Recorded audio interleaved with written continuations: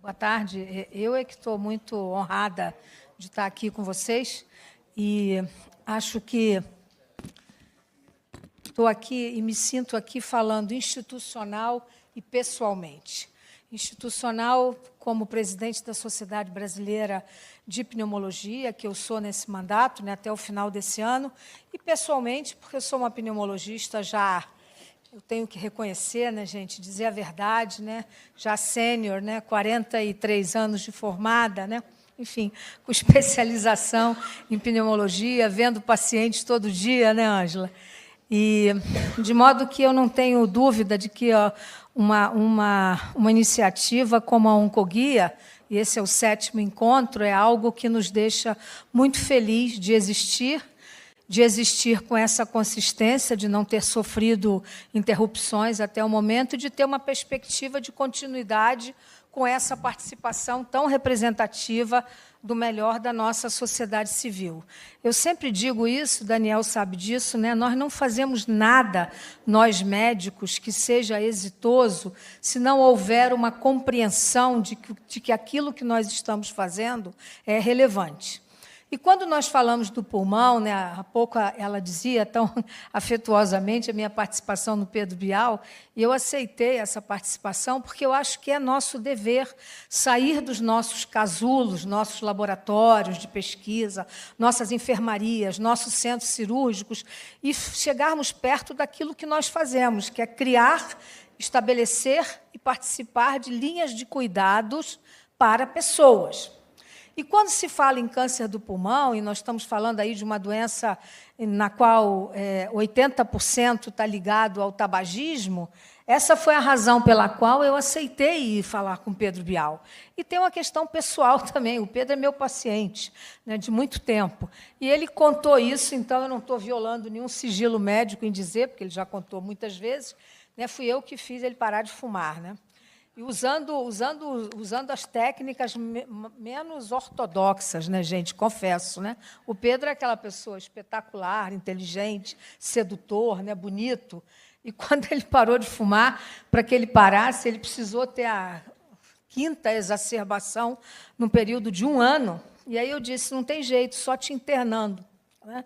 Internando, chamando a chefe da enfermagem e dizendo: olha, esse rapaz é bonito e sedutor. Então, se eu souber de alguma de vocês que tenha caído nesse canto da sereia, eu vou ficar muito zangada e levar um cigarrinho para ele, porque ele era capaz de fazer isso, né, gente? Vamos combinar que ele era. Então, assim, eu acho que o pulmão é uma coisa tão bonita, esse encontro existir com essa filosofia, digamos assim, né? O pulmão é o nosso órgão essencial, né? Não vou aqui fazer retórica filosófica, né? Mas é verdade, né? Quer dizer, quando a gente recebe aquela tabela de Apgar ao nascer, né? E todo mundo fica querendo ter um filhinho com Apgar 9, 10, não é isso, Ângela? Vocês que são pais, mães, né? Enfim, mas eu já acompanhei muitos partos, né? Eu sou uma boa tia, uma boa dinda, né? Então, eu já vi muitos partos. Então, assim, nós começamos a prezar esses órgãos tão fundamentais na nossa vida. E hoje nós os vemos, né, eu vejo particularmente muito, eu diria, não pessimista, porque eu sou uma otimista inveterada, né, obstinada completamente, mas muito triste pela capacidade que o homem pode ter de ser tão nocivo ao próprio homem, né? E, recentemente, eu escrevi um artigo de jornal em que eu disse: o Homo sapiens vai de mal a pior. E uma das questões que me faz pensar que o Homo sapiens vai de mal a pior é o homem ter sido capaz de, depois do mundo, ter diminuído o número de fumantes no mundo, e um país como o Brasil, que tinha 40% da sua população de fumantes, ter hoje pouco mais de 10%, e a indústria do tabaco conseguir criar algo tão mais ou igual ou igualmente nocivo como os dispositivos eletrônicos de fumar. Quer dizer, com um único objetivo, com a única razão, que chama-se auferir lucro ou ganhar dinheiro, para ser mais clara ainda, falar mais claramente ainda. Então, isso... Ai, estou com muita sede, gente, não consigo abrir aqui. Deixa eu tentar abrir aqui, só um minutinho, tá? Tenta abrir aqui para mim, por favor. É porque eu acabei de usar um broncodilatador, gente, porque depois dessa altura da vida eu resolvi ter broncoespasmo, né? Então, acabei de usar um broncodilatador e me dá muita sede.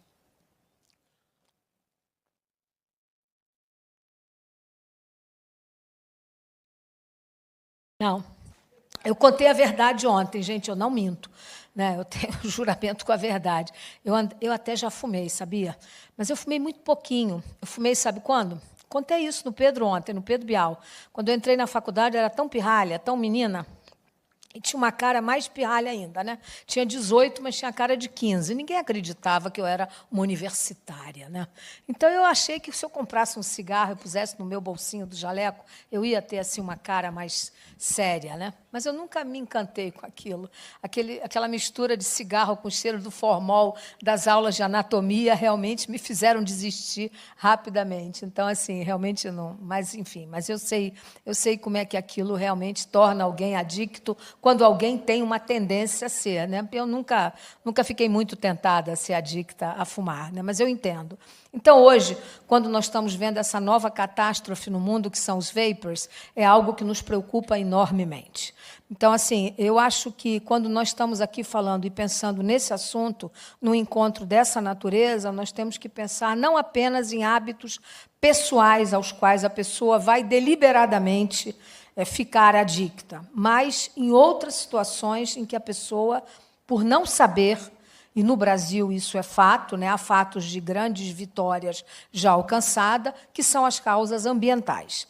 Então, hoje nós temos uma questão de política do trabalho, né, de exposição à qualidade do ar inspirado, ou da qualidade ambiental, que são absolutamente fundamentais. E nós temos alguns exemplos bastante interessantes no Brasil, né, como as doenças relacionadas à sílica, dos cavadores de poço do Nordeste, e nós conseguimos, quer dizer, houve uma política governamental, uma política de Estado, digamos assim, que controlou o problema. Hoje não se cava mais poços no Nordeste sem que a pessoa tenha um mínimo de proteção, etc. Então, as doenças relacionadas à sílica, e nós estamos, nesse momento, no âmbito da Sociedade Brasileira de Pneumologia, revendo, e essas diretrizes de doenças relacionadas à sílica deverão sair no nosso Jornal Brasileiro de Pneumologia até o final desse ano, na virada desse ano, de acordo com a nossa cronologia. Então, as doenças ocupacionais são, para nós, muito importantes, e elas ainda são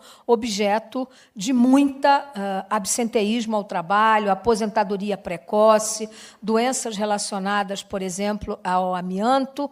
Isso ainda é um problema no Brasil, né? Isso não está resolvido, é um problema social, e eu aqui estou falando com representações da sociedade civil, né? Não é possível que a sociedade civil não entenda, né? E é claro que só um país ainda longe de ser ou justo ou socialmente desenvolvido pode ter uma população que é contra as políticas, contra o amianto, porque ela depende dele naquela cidade onde ela vive para viver. Quando ela sabe que, muito provavelmente, né, se nós avaliarmos a incidência de câncer, de mesotelioma, naquela população de Goiás, onde tem o amianto, é uma coisa absolutamente intolerável, não se poderia tolerar.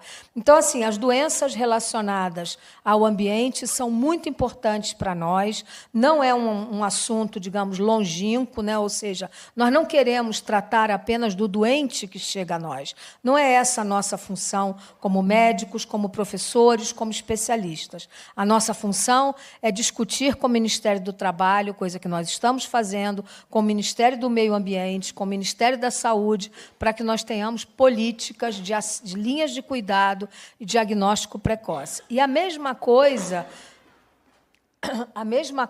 foi a razão, digamos assim, coletiva, né? Está aqui o doutor Daniel, que já se manifestou antes de mim, enfim, deve ter explicado para vocês, que fez com que nós criássemos esse movimento tão saudável, digamos, que é a Aliança contra o Câncer do Pulmão, que, na verdade, ela se traduz, ela se materializa pela ação conjunta de várias sociedades afins, como pneumologia, cirurgia de tórax, oncologia clínica, radioterapia, patologia, e radioterapia intervencionista. Então, elas se juntam e se unem com o diagnóstico não de elaborar ou de pesquisar novas moléculas para tratamento que vão dar uma sobrevida de 14 meses a mais para alguém já doente do câncer de pulmão. Não é isso que nós queremos. O que nós queremos é que cada brasileiro que, ao chegar na assistência na rede primária do SUS, ou na rede suplementar,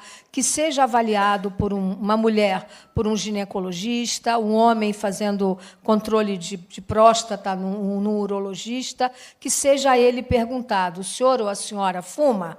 Tem 50 anos de idade? Então, vamos fazer o screening, vamos estabelecer tomografia de baixa radiação e vamos fazer diagnóstico precoce do câncer do pulmão. Hoje, para que vocês saibam, né, e talvez o doutor Gustavo tenha dado esses dados para vocês, hoje a grande parte dos doentes que nós recebemos com câncer do pulmão estão nos estágios 3 e 4. Ou seja, ou eles são inoperáveis, ou são irressecáveis, ou tem que fazer terapia neoadjuvante quimioterápica prévia, senão eles não podem, e o prognóstico de vida muda, de sobrevida e de vida muda, mas muda muito, gente. Muda dezenas de vezes. Enquanto que, se você faz um diagnóstico de um nódulo de 1 centímetro, de 2 centímetros, único, ele é operável, o paciente, em grande parte das vezes, não vai sequer precisar nem de rádio, nem de quimioterapia. Então, melhora a sobrevida, melhora o custo para a economia da saúde, melhora o impacto na economia no país. Aquele indivíduo está reabilitado para voltar ao trabalho, ou aquela mulher está reabilitada para voltar ao trabalho. Então, assim, é totalmente diferente. E vamos combinar, como diria a garotada, né, Daniel? Vamos combinar que é muito mais humano, né? Você deixar alguém fazer um tumor de grau 3 ou 4, inoperável, ou em que você vai ter que ficar pensando 2 ou 3 vezes se vai dizer a verdade para aquela pessoa, de que a expectativa de vida que ela tem pela frente é tão pequena e que a possibilidade recidiva é maior ainda, é muito ruim. Enquanto que você oferecer uma possibilidade, um algoritmo testado, validado, que possa fazê-lo pertencer a um grupo de risco, pelo fato de ser fumante ou de viver exposto a uma situação ambiental que seja geradora, digamos assim, de risco, né? E oferecer uma conduta, isso me parece, do ponto de vista médico, de saúde pública, de humanização da medicina e de, digamos assim, um passo à frente do ponto de vista civilizatório, porque não é possível que nós tenhamos o grau de tecnologia que nós temos hoje, né, operando pacientes com robô, com cirurgia robótica, e nós ainda estejamos falando aqui em diagnosticar câncer do pulmão precocemente. Quando nós temos o maior serviço de atenção à população do mundo, que é o SUS, né, em termos de saúde pública, o maior do mundo, em qualquer país de população acima de 100 milhões de habitantes. Então, o SUS brasileiro é muito maior, por exemplo, do que o National Health da Inglaterra, que foi, na verdade, a grande inspiração para o nosso SUS. Então, eu acho que esses conhecimentos, que podem me parecer, a princípio, muito básicos, muito elementares, né? Mas eu não estou aqui falando para aluno e nem estou falando, digamos, para pares, eu estou falando com a sociedade brasileira, para que ela entenda isso. Então, hoje, por exemplo, me ligou uma mãe de manhã, porque viu o meu programa no Bial, e ela me disse de novo, né, foi a segunda vez que eu ouço isso: doutora, a senhora disse ontem que a mãe tinha sido quem deu o primeiro vapor para o filho, porque ela achou que era bonitinho, que era inofensivo. Eu também estou ligando para a senhora, escrevendo para a senhora, para dizer que eu também fiz isso.